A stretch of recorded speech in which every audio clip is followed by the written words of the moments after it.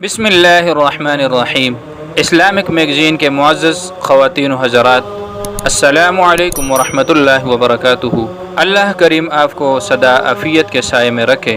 اگر آپ مالی پریشانی کا شکار ہیں، یا آپ کی کوئی دعا ہے جو قبول نہیں ہو رہی، یا آپ کی کوئی مراد ہے جو پوری نہیں ہو رہی، یا آپ کی کوئی جائز حاجات ہیں، یا آپ کی کوئی نیک تمنائیں ہیں اور ان کو عملی جامہ پہنانا چاہتے ہیں، تو یہ ویڈیو آپ کے لیے ہے، اس کو آخر تک دیکھ لیجئے گا۔ پیارے دوستو، جیسا کہ آپ جانتے ہیں کہ انسان کے بدن میں ایک گوشت کا ایسا ٹکڑا ہے جس کو دل کہتے ہیں۔ آپ صلی اللہ علیہ وسلم نے دل کو جسم کا سردار ارشاد فرمایا۔ حدیث شریف کا مفہوم ہے کہ انسان کے بدن میں ایک ایسا ٹکڑا ہے کہ اگر وہ سیدھا چلتا رہے تو سارا جسم ٹھیک چلتا رہتا ہے، اور اگر وہ خراب ہوتا ہے، نافرمانی کی طرف جاتا ہے، تو پورا بدن نافرمانی کی طرف چلا جاتا ہے، خراب ہو جاتا ہے۔ اسی طرح قرآن مجید کا دل وہ سورۃ یاسین ہے۔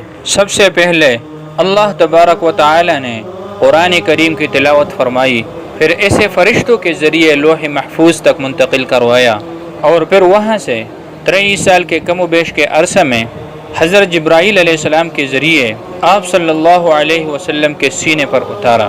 آپ صلی اللہ علیہ وسلم نے قرآن پڑھا، اپنی امت کو پڑھایا اور سکھایا اور اس کی طرف ترغیب دلائی۔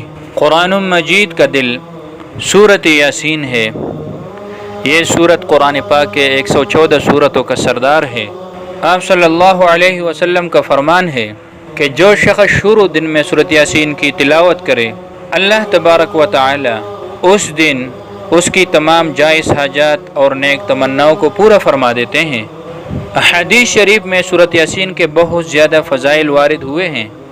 ایک اور حدیث شریف کا مفہوم ہے کہ جو شخص سورۃ یاسین کی تلاوت کرتا ہے، اللہ تبارک و تعالی اس کے لیے 10 قرآن پاک کا ثواب لکھ دیتے ہیں۔ ایک اور حدیث شریف کا مفہوم ہے کہ اللہ تبارک و تعالی نے اس نظام کائنات کو بنانے سے بھی 1000 سال پہلے سورۃ یاسین کی تلاوت فرمائی۔ جب فرشتوں نے سنا تو کہنے لگے کہ مبارک ہے وہ امت جن پر یہ اتارا جائے گا، اور مبارک ہے وہ سینے، وہ دل جو اس قرآن پاک کو اٹھائیں گے۔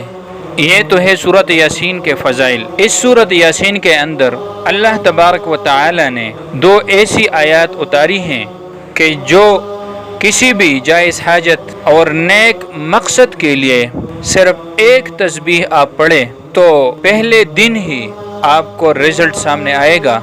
آپ اخلاص کے ساتھ اس کی تلاوت کیجئے اور ان آیات کو اپنی زندگی کا معمول بنائیں۔ یہ 2 آیات آپ اپنی اسکرین پر بھی دیکھ رہے ہوں گے اور ان کی تلاوت بھی کیے دیتے ہیں۔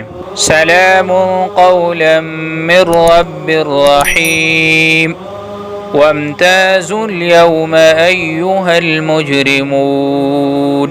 آپ نے روزانہ اول آخر درود ابراہیمی پڑھنا ہے، اس کے بعد ایک تسبیح ان 2 آیاتوں کی آپ نے پڑھنی ہے اور اپنے مقصد کو اپنے ذہن میں رکھنا ہے۔